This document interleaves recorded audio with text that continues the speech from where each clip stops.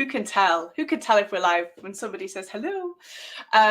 Robin, welcome onto A Rethink Work. Oh, thank you for having me. It's a pleasure to be here, Eleanor. So let's be fully transparent. This is a different conversation that me and you usually have. I've had you on the podcast a few times, part of your amazing business coaching community that you run. But the work I'm really interested in is your fearless kind of mindset stuff. And it crossed my mind a couple of weeks ago that actually, yeah, you're more than just like, for someone like myself who's an entrepreneur, this stuff could really work with sitting in an organization, because it's like the fear is everywhere. So thank you for coming on. I know it's not the usual stuff we talk about, but I just think it's so relevant across so many different parts of work, certainly what I work with. So thank you. Before I start asking you questions and grilling you all about your fearless mindset, maybe a quick intro. Yeah, of course. So to give everybody a bit of a background, so I worked for a medical devices company for 4 years straight, whilst I was doing my uni degree in business management. Spent then after that 12 years running a marketing agency, which I successfully sold, only for a modest fee, but it was enough to sort of have a bit of a quiet life for a year or two and enjoy my second daughter's sort of paternity leave. So I sold that in 2016. And then from there, people saw that I'd sold my agency and were like, oh, that's interesting. How did you do that? Could you teach us how to do that? So I never kind of intentionally set out to be a business coach as such. It was kind of happened by happy accident of just sort of mentoring and helping some people out. And then gradually, as it sort of grew and things like that, I've written a couple of books as well, which we may touch on a bit later on. As my own personal profile started to sort of raise, I guess I had to put a label on what it was that I do. So now I run Fearless Business, which is a coaching practice for other coaches, consultants, freelancers, a lot of sort of micro businesses and what I class as agency-sized businesses, looking to essentially uncover or unpick all of the things that are basically holding them back from creating the business and the success which they want in their lives. And I like to think that over the 20 years sort of career which I've had now in business, that I've probably made just about every mistake that you could possibly make in business. And what it means is that I want to be the guy that I wish I'd had sort of 10 years previously, with 10 years worth of knowledge behind them, so that I can help to speed up that journey with clients, and so they don't have to make all of the silly mistakes I made. I like that. I like that a lot. And I certainly benefit from all your mistakes that you've made. That's actually maybe like the first topic, like, in Fearless, we make a shitload of mistakes. Maybe that's where we start. Yeah, it's a good place to start. I mean, the whole, like the one of the core principles around Fearless, is around, there's only two things in Western culture, right? There's only two things really that can go wrong when you're in a job or when you're running a business. And essentially those two things are, you could either lose a little bit of money or you can look a bit dumb. And actually the reality of those, like the consequences of those, aren't that huge, right? You can recover from those. So if for whatever reason you end up losing your job, losing some money, whatever it might be, you can always go and find another job, create another business. There's always a simple way to mitigate it. In the moment, it probably elicits a ton of fear. It probably, the reptile brain's probably like jumping about all over the place, with fight, flight, freeze.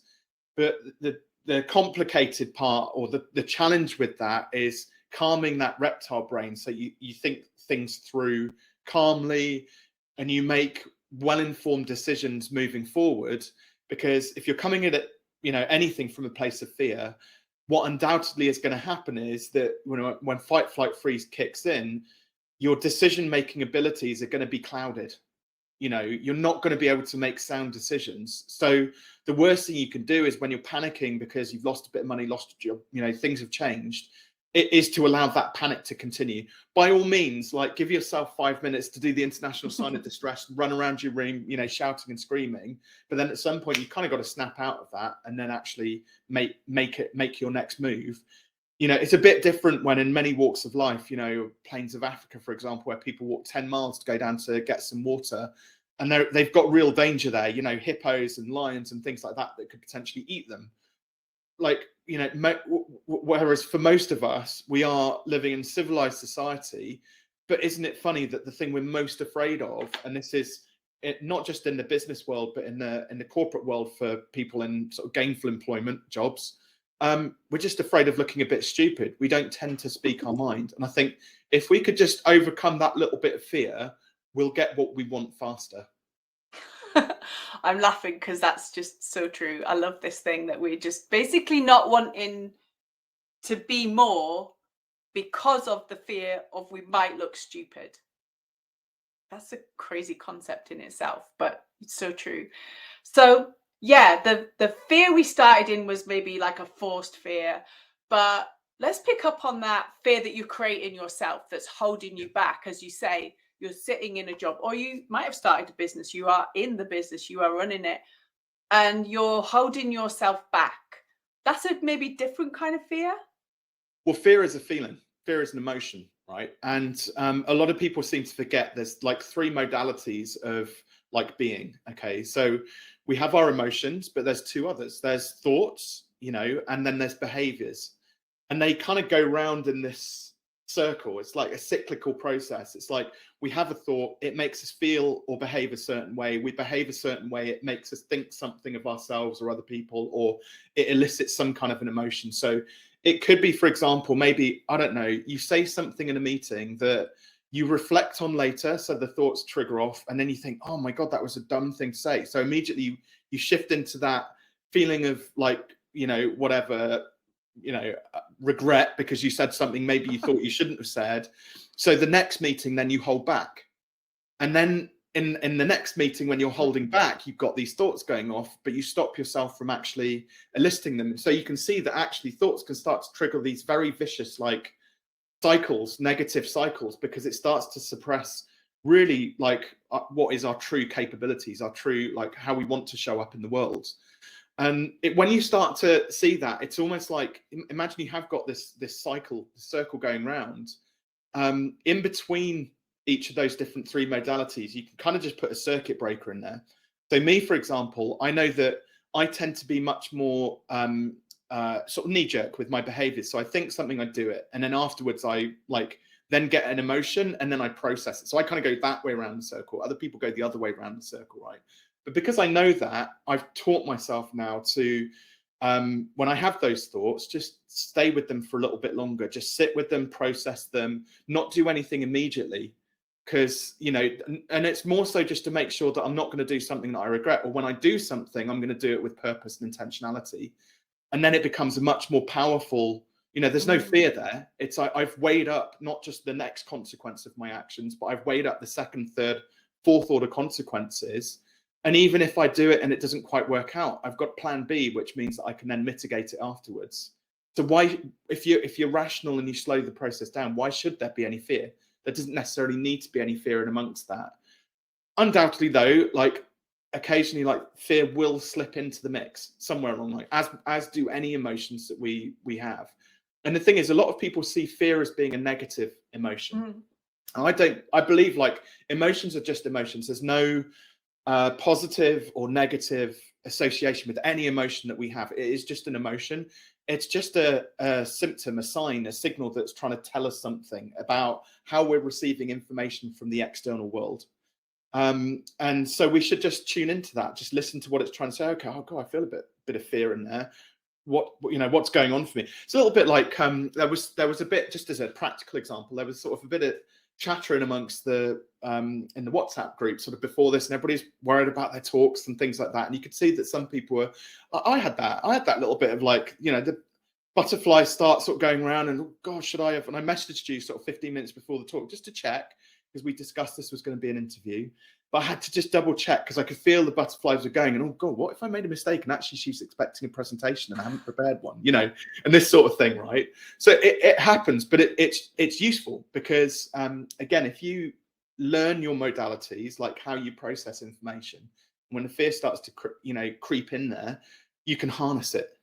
It's like a superhero. You can just harness that superpower and use it to your advantage. Because for me, what I found is I used typical things like standing up and speaking, people get like, sweaty palms. they start to talk really fast, they get, you know, the heart starts pounding, and then naturally what's going to happen is that you're not going to deliver the talk which you want to deliver. You know, so, but I've learned now, having done enough talks, that actually this is a sign that it's like game time, right?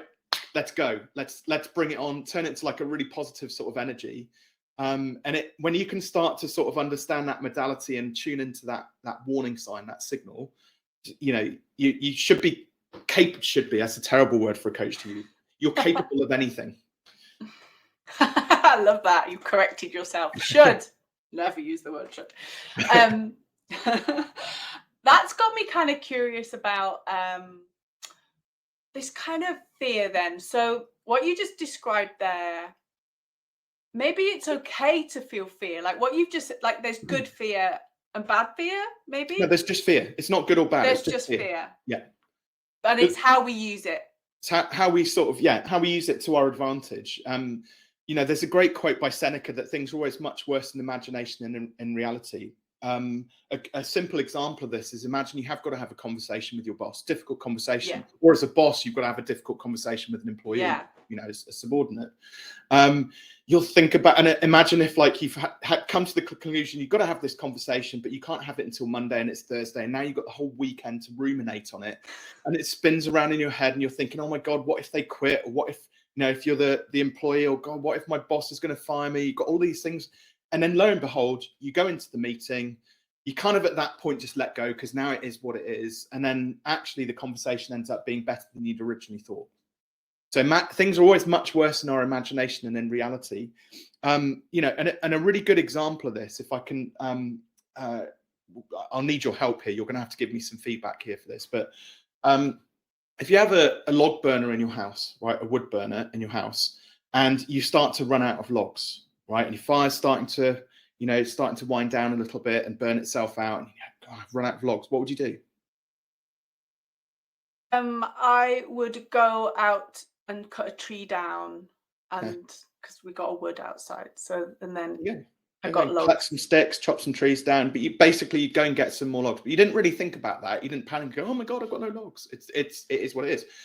Now think about something like money, where there's a lot of emotional attachment to it. And when money starts to run a little bit short, why does the international sign of distress go out? Right? Why are we like, why do we not think, like, if you take the Buddhist approach, which is that essentially the world provides it has everything that you need within it: money, food, roof over your head, shelter, anything that you need is out there in the world. All you've got to do is go and ask for it. So why, when money runs short, do we panic instead of just thinking, oh, I'll just go and make some more money? In the same way that you would, I'll just go and collect some more logs or make some more wood. I guess because I can see the tree and I have an axe. I don't, by the way, I'm just making this up. I'm not going to go and cut any trees down because it's probably illegal. But yeah, I think it's the tangible thing though, because I think the fear comes from not knowing exactly the solution. Yeah. So like the log, I can see the solution. That's an obvious solution. Making money, I can't quite see the solution. Okay, give me an example. Of like associate, like imagine in, you know, in business, in corporate land. Somebody's working hard. They maybe want to put an extension on their house. They're worried about going to the mortgage company. I mean, there's one option: just go and get like remortgage, right? So the money is there. You could think, well, actually, if my job's not really providing me everything that I need, and I want to stay in this lovely house but have an extra bedroom, well, maybe I need to change jobs and go and get a job that pays me 10 or 20 grand more, so that I can afford what I need.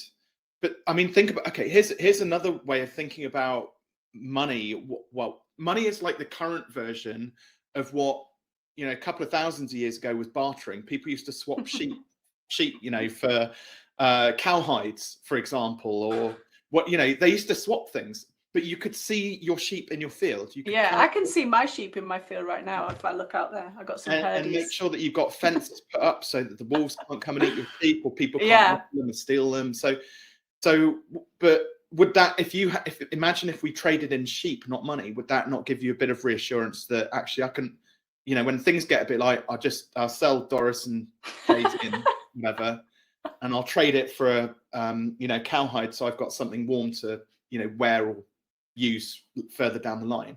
Yeah, that does sound logical. I guess where fear comes into it, and where fear weaves its way into our work life, is the intangible stuff. Like, it's the not knowing, the uncertainty Yeah. of that. So I think, like, some people who I might work with, if they've lost their job, or we're taking people through a big transition in an organization of change and uncertainty, it feels really kind of, you can't touch it or feel it. So that's like the fear weaves its way into that space. But you can't touch air. We Yeah. trust. We just trust in the process. We trust in the fact that air is there and we're going to be able to breathe. Until it's not, then I mean, Yeah. the only reason the air wouldn't be there is if, for example, I don't know, there's a fire or you're underwater, in which case, again, without hesitation, you would just go to somewhere where there's no fire or get your head above water, right? So why don't people do that then? I Why think don't that's people? yeah. It's because if you think about it, things like, stick with the money theme, okay? So over hundreds of thousands of years of evolving through bartering systems, and then it became precious metals, and then the rich people got so rich they couldn't carry that much gold coins anymore, so then they started writing out IOUs, which became banknotes eventually. And we've had generations of people saying you've got to work hard for your money. Money doesn't grow on trees. It's all about, especially in the UK, it's all about, right, you've got to own your house. You've got to go and buy a house. So it's not about the money. It's actually understanding like the psychology of everything that's been handed down to us over tens of or hundreds of thousands of years, from generation to generation, that is putting pressure on us. And you can't describe it, you can't see it, because that's where it's coming from, right? But the reality is, like, and also all of it gets jumbled up. Oh, I lose my job, then I'm going to lose my house, and I'm going to lose my wife, and I'm going to lose my Porsche, then I'm going to lose my whatever, you name it. It all starts to all get jumbled up in all of, you correctly said, all of these things that we kind of think that we need in order to kind of create comfort for ourselves. But actually, if you then start to unpick it and just take them all apart and deal with them one at a time, if somebody's made redundant, for example, well, why don't we just go, okay, well, I got a job before. I've had plenty of jobs before. I'm 41. I've always been able to afford everything that I've ever needed in my life. Why am I all of a sudden that's going to stop and I'm not going to be able to afford any of it? Right?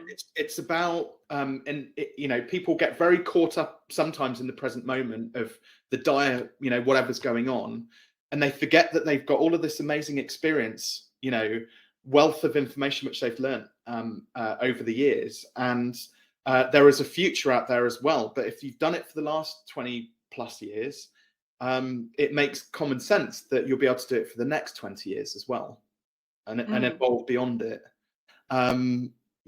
So it's more a matter of kind of like, let's just get on and do it. The fear and do it anyway, if you'll excuse the French. It's a philosophy that people need to, but it's much easier when you start to break it down into its component parts. Okay, right, okay, yeah, I've been made redundant. The mortgage is going to potentially be an issue, but it's not an issue for 3 months. So it gives me a 3-month window where I can go and knuckle down and go and get another job, or set up a business, or do a side hustle, or just go and work in Waitrose for a few weeks, so actually 3 months becomes 5 months instead of being 3 months, right? So there's always ways to kind of mitigate it. There's Tim Ferriss. So he's well known for writing the 4-Hour Work Week, but he did it, which I think is actually a little bit of BS in the 4-Hour Work Week, not gonna lie. But that said, he did an amazing TED talk where he introduces you to this concept of fear setting. So we're all told to go out and set our goals, but we're never taught about how to deal with fear, right? And there's like a really, essentially there's like 4 steps to it, which is basically write down your worst fear. Like, if I get made redundant, I'll lose my house, right? And then you can start to unpack it, which could be, well, what if actually what if I downsize my house, or what if I move to another place, or what if I, go and apply for another job? And you can actually then just start to mitigate it. So you can define then, so step number 2 is then define like what is the worst case scenario out of all that. We move somewhere else and we don't like it. We'll move again, right? Or we'll move somewhere else and we'll end up with rubbish neighbours. We'll move somewhere else and it'll end up being more expensive, not whatever. Move somewhere else and I'll end up in a job I don't like. You know, so you can go through all of the things that catastrophically could go potentially wrong, right? And then you can then start to go through step number 3, which is like, what can I do to prevent this from happening? How can I make sure that if I do move, that I get on well with the neighbours, at least make an effort? How can I make sure that if I change jobs, that I make it a success, not a struggle and a failure, right? So you can then start to figure out, what can I do to give this the best possible chance and outcome of it, a positive outcome. And then finally, you can go through what we call the repairing process. So what if we do it and it all goes kaput? Well, we start again. Started with nothing. What is the harm in just starting all over again? And for many people, that's, again, the fear creeps into it because there's a lot of different decisions which have got to be made along the way. But perhaps the fear comes in because it is fear of the unknown. You can't predict what's going to happen in the future. I use the fear setting exercise like weekly. It's such a useful exercise when you know how to sort of practice it, you know, on your own, and it helps you to figure out all of the sort of worst case scenarios. But also, the final part of it is to think about, well, actually, what if we move? What if I get a new job? What if the kids end up in a better school and it's actually better than what we had? What if we end up with more money than I was earning previously? What if the house actually cost us less than what we were paying previously? So all of these different things. And all of a sudden you start to see, well, our fear is like this, but the potential upside all of a sudden becomes that. See, the fear is like minimized by the fact that, well, actually, if we just go ahead and just do this thing, we could be 10 times better off than where we're at right now. So yeah, that really feels like it's a big mindset. That's the mindset shift. When maybe there's like micro fear as well. So you're in a work situation and there hasn't been a huge change, but there's fear of maybe just not pushing yourself out of that comfort zone, or maybe just not speaking up, or maybe, do you know, like, so there's big fear. It feels like there's big fear, and then there's kind of maybe micro fear. I don't know, I'm making this up, but do you know what I mean? And so that shows up. Is that kind of like a different approach to, you know, how do you get yourself into that space to just see that different world? You know, you've described it really clearly in the big space, but maybe it's harder to step into that space in the smaller kind of micro fear you might hold. Well, that's normally, I mean, without sort of going into sort of psychoanalysis now, that tends to be more habitual. And it tends to be more about stigma. It tends to be more about stereotypes and various things like that. So it's quite an extreme example, but it highlights an issue which is common in the workplace. Matthew Said has written a couple of great books. One of them is called Black Box Thinking. And in it, he uses this example of this sort of middle-aged mum of 2 goes in for a very standard operation in hospital. And, you know, she ends up not making it out alive. And what happened was, this is a true story as well. And Matthew Said does a much better job of telling the story than I do. So it's worth getting the book. And there's a few other great examples in there. But essentially what happened in the operating theatre was that it was stacking of, I don't know, what do you call them, complications in the operation. So first of all, they went to intubate her and she had lockjaw. And then when they finally managed to open her mouth up, she had something wrong with her palate. There's a soft palate, so they couldn't actually get the thing down into her throat so that she could, you know, open up her airway. But what happened was the doctors were like, they were trying their hardest to sort of open the jaw first of all, and they were so focused on doing that and then trying to get this thing in that they'd lost track of time. And so now this woman's been anesthetized and she's been without oxygen for, you know, breathing herself for 7, 8, 9 minutes. And a nurse comes in with an emergency tracheotomy kit, and she's like, "Guys, I've got the kit. Do you think now's time to use it?" And they're like, "No. They were so focused on trying to solve this problem." And the thing is, Matthew talks about this thing called cognitive dissonance in the workplace. These doctors basically convinced themselves that they were doing everything they possibly could to save this woman's life, right? And so, and when it came round to it, the second order of consequence to that, obviously she very sadly passed away, and the husband really pushed and pushed and pushed to try and understand what happened, because it was kind of everything was being kept hush hush. Nobody was talking about it. And it transpired that in that particular hospital, or across their whole NHS trust, those doctors were really worried about losing their jobs because they'd lost a patient, like undoubtedly. So there was this fear of the consequence of what had happened in the operating theatre. When they finally all sat down together, and one of the heads of the NHS trust says, listen, if you just tell us what happens, and without fear of consequence, your jobs are safe, we'll work through all of this together. They then established that obviously those two things together was like a catastrophic complication. And the moment the second complication happened, they should have done the emergency tracheotomy, revived her, all would have been fine. Now, the reality of that was like that, being able to create that openness without fear of reprisal meant that in the following 12 months, 30 lives were saved through people who've had similar complications, but because they were able to document it and spread the word and, you know, create a safe environment for doctors to share ideas and make surgery better, you can start to see the positive outcome from it. And the husband fought tooth and nail to get that outcome. And I think in the workplace, the nurse, she could have spoken up, but why would she question what a surgeon's doing, right? So we don't question our bosses. We don't question people in authority. You know, guy comes up wearing a high-vis jacket and what looks like a police hat. We don't question that. But it can be a completely random stranger who knows nothing about the law, right?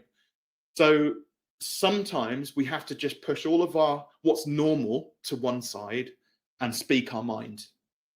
But also it's up to management, you know, people further up the chain, to create a safe environment for people to give feedback without worrying about whether they're going to lose their job as a result of it, you know. And also I'd say to anybody who's like been in situations where they kind of had to bite their tongue, the upside, you know, you might be worried about speaking your mind because at some point in your past you've been shouted down, whether it's by somebody in your job, family, friends, whatever. You've been made to feel a bit stupid, so you don't speak. And you know, actually, like, just because it happened there doesn't necessarily mean that when you speak your mind in the workplace that it's going to happen here as well. There'll be somebody in the room, it'll be like Marmite. Somebody will love the feedback you give, and somebody's going to hate it because they will inevitably take it personally, but that's their problem, not yours. And what I've seen is when people are just a little bit more, right, this is the way that we're going to do it, I'm going to speak my mind, you actually end up getting to conclusions faster, even if when you interject with something that maybe is incorrect, maybe it isn't the right thing to say, but at least it's an extra, if you did interject and it was the right thing, it gets you to the solution faster. It makes things better by being able to give that feedback openly and honestly without fear. Yeah, I think that really makes sense. I think it's the first step you take to get yourself in that place. Like, it all makes logical sense what you're saying, and yet it's easier to stay silent and just head down. Yeah, but that's a choice. That's the shift, isn't it? That is. If you want to progress your career and make more money and put the extension on your house, you can't be the shrinking violet who says nothing. So, I'm not sure if it's extensions on houses at the moment. It's probably like food on the table, but it's just an example. I mean, we're all poorer now, as we have been told. But you know, it's like it is I think there's more survival throughout organizations and work at the moment. So actually, there's even more of a drive.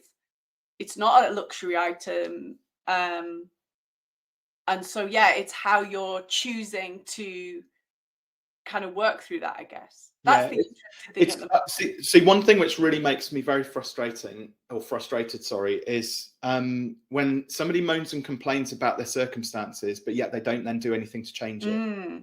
So if they're moaning about not having any money, but they're also not going to do anything to further their career. Speaking up doesn't necessarily have to be the way to further your career. Yeah. But the amount of times I've employed people over the years, and there's just this expectation that you're going to get a pay rise every year, and that's just the way that it is. And I know there's a big movement at the moment, isn't there, around sort of quiet quitting and stuff like that, but people ask the wrong questions. But if an employee went there and said, listen, what do I have to do over the next 12 months? How do I need to show up? What do I need to do? If in 12 months time, I've knocked this out the park, what does that look like to you? So they're having this conversation with their boss, and their boss then says, right, well, if you do X, Y, and Z, and they're able to articulate that, and you do it, then you deserve what you're asking for, right? But if there's just an expectation without doing anything extra, and it goes both ways, by the way. It happens both ways. You just knuckle down and do the work, right? I'm really curious with this is it off topic? Don't know, because like at the moment we're seeing people standing up and going on strike, and they would say that is they're living in their fearless space. I'd agree. Yeah, good for them. Like, imagine if we were all just sheep and all did the same thing. Would we actually get progress or not? Where people are sort of protesting, and stopping traffic on the roads and things like that. I know that's slightly different. That's not. Yeah, it's still fearless. It's still a fearless act, though. Yeah. It's, that's being fearless as well. Like, I've got a huge amount of respect for people who stand up for what they believe in. It doesn't necessarily have to be. There's extremes, isn't there? There's always bandwidth. I think what you see with Extinction Rebellion and Just Stop Oil and the various protests across the NHS and things like that, it probably they've been pushed to a certain extent, and yes, they are. I know that a lot of people are struggling. I don't want this to necessarily be a political sort of debate, but what we generally tend to see is the extremes in the media, right? But actually, there's people who aren't struggling or are happy with their lot, and there's people over here who've been pushed to the limit and they have to go to the extreme end. But there's bandwidth here. It doesn't just go from like 0 to 60 and that's it. There's a whole sort of bandwidth of people who are struggling along the way. And it might be that if find yourself somewhere in the middle, well, the goal might be just to improve your lot just a little bit. So what do I have to do just a little bit to push myself outside my comfort zone to make things better for me? Yeah, I think that's a great shout, and it feels achievable. Then you start getting the momentum for how this could play out. I think what I kind of curious, like playing out in a workspace, the bit of fearless and showing up and kind of sticking up for yourself, but also that very thin line of what you've just said of it turns into a complaint. The word that's coming up in my mind when you're talking is ownership. Yeah. So it's not a case of, obviously I work in, employee communications and cultural shit. There's always an employee forum where people want to blame everyone and want this and want that. And it's a really kind of odd, unless it's been set up in a different way, it's an odd kind of thing. But they would perhaps say, well, we're being fearless. We're shouting for what we want. Yeah. But the bit that's missing is ownership, which I think is what I'm hearing you saying. Yeah. Because it's one thing, it all being about me. It's a different thing if you're doing it to make the lives of your colleagues, your team, the business you work within better. Does that make sense? That's like the biggest differentiator. It shifts out of like what's in my control and what I need into actually, if I make things better for everyone, I stand to benefit from that as well, even if that means going against the status quo. Yeah. I think that's probably not where people are when they come into, especially in change. So they come into that it's survival, as you described. Yeah. So you're kind of thinking, oh my God, I've got to protect. And so you come out defensive. That's not fearless, that's defending. Yeah, very much. Such subtleties in this, but kind of important, because there's the difference in how it shows up. Because there's a lot of people I can think of who would say, yeah, I'm fearless, but actually what they're doing is just kind of fighting for their own agenda. Yeah, it's very different. Yeah. Okay, so the other thing that you do and you kind of talk about is the self-belief part. And when you're obviously you talk more about the sales piece, whether selling yourself with, that's what you do in the entrepreneurial world, obviously also in organizations, that's important, but self-belief comes into that. So maybe just as a finishing point, this self-belief part and where that shows up in fear, because I think you can still have a lot of self-belief, but it's wrapped up in kind of fear. Well, yeah, but I mean, it's what's interesting. So I don't know if you're familiar with the Dunning-Kruger effect. Do you know that? Yeah. So Dunning-Kruger effect, effectively, before we actually do anything, we overestimate our abilities. So let's say you want to take up golf, for example. You think, right, I reckon I can smash it 300 yards down the fairway with my first shot. So we go out and we swing the golf club. And the Dunning-Kruger, so we overestimate our abilities. We put it up here, and then we hit our first golf ball. We step into a roll for the first time, and we think we're going to, and then all of a sudden we're brought down to earth with a crash and a bump, and we go, actually this thing's hard. Tiger Woods actually makes it look quite easy. And the thing is, a majority of people, they either lose their confidence at the bottom of that, but then now they're in a situation that they find hard to get out of. The minority, though, go, okay, now I realize where I'm short in terms of my skill set. What do I have to learn? What do I have to do? How much do I have to practice to start to create that sort of progression to get to where I need to get to? There's a lot of talk as well in the world about imposter syndrome being a thing. It makes it sound like, actually, for me, it's like some kind of mental disease that you've got a syndrome. It's not in the slightest at all. It's just about plotting where you are on that Dunning-Kruger sort of pathway, that map, and just being realistic about it, and not over-egging it with people. And also when things go wrong, just saying, yeah, sorry, I tried, it didn't quite work out, but I've got another plan. So I think people trip themselves up when they're driven by their ego and they're kind of overconfident and this, that, and the other. And it takes somebody to be just a bit down to earth, just to say, yeah, might have over-egged that a little bit. Love that. Brilliant. Well, thank you so much for coming on. I think that fear is showing up all around us in this world at the moment, and it kind of makes sense with what we see in the media, but as you said, there's so much that we can kind of own internally, and so much more that we probably can control, which is kind of like the good news. Where can people find you if they want to hear more about your fearless business? Yeah, LinkedIn's a good place to connect with me and ask any questions. So Robin Waite, I'm sure you'll probably share a link somewhere around this. I know a few people have seen the link already. And then also, just as a little gift as well, which I give away hundreds of copies of the book, but my book, Take Your Shot, so that one, I've got some signed copies as well, Eleanor, for your guests. So they can go to fearless.biz/TYS for Take Your Shot. And I'll sign and post a couple of copies of that, because that's got some of the principles that we've sort of talked about